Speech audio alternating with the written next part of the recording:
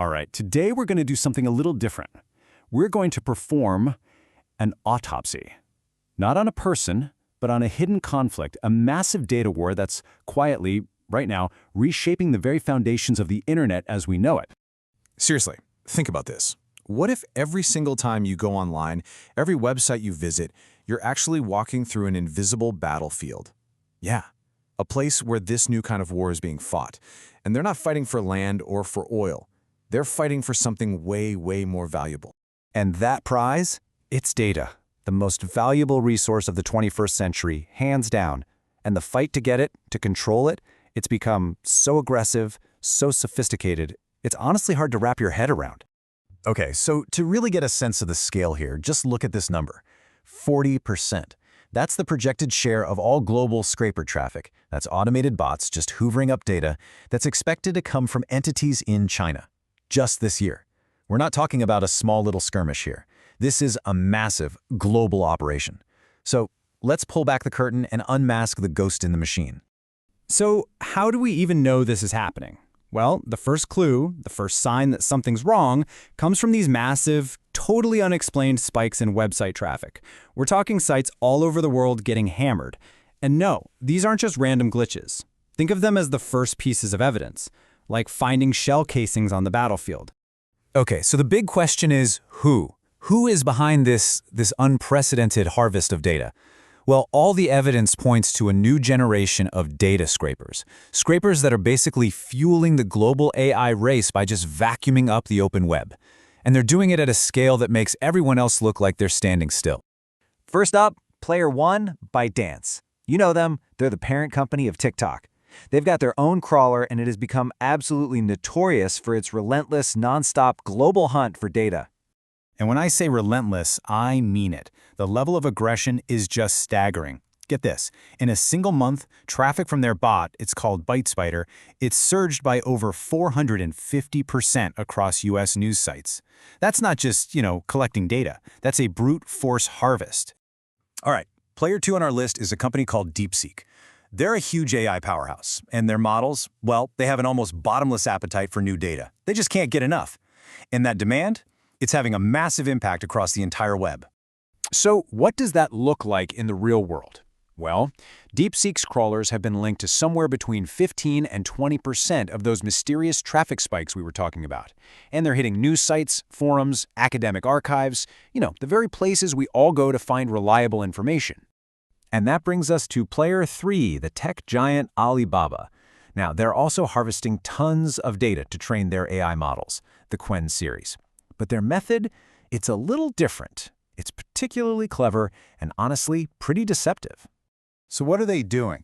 They've literally been caught pretending to be OpenAI's official crawler GPT bot. It's brilliant in a sneaky way, right? By impersonating a bot that website owners know and kind of trust, they can slip right past security. It makes it almost impossible to figure out who's really knocking on your door. It's basically a form of digital camouflage.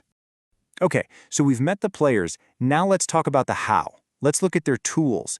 Because this isn't about some simple little bots. What we're talking about here is a highly sophisticated technological heist. But before we dive into the tech, you gotta understand just how much the rules of the game have changed. See, the old web, it had this sort of unwritten social contract. Bots, like Google's, were like polite guests. They'd come in, index your site so people could find you, and then leave. It was a win-win.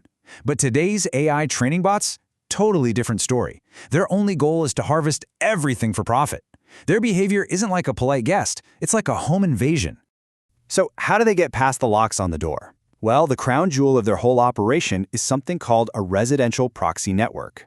Just think of it as a massive digital cloak of invisibility. It lets these bots hide behind millions of real, actual home internet addresses, your neighbors, maybe even yours, making them look just like regular human users. It's almost impossible to tell them apart from you or me. And this is where it all comes together. Here's the anatomy of the heist, step by step. First, the disguise. They hide behind that massive proxy network. Second, they mimic.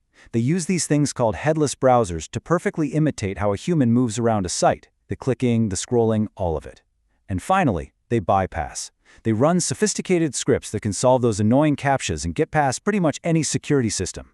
So they look human, they act human, and they walk right past the guards. But all this high-tech trickery, it has a real-world cost.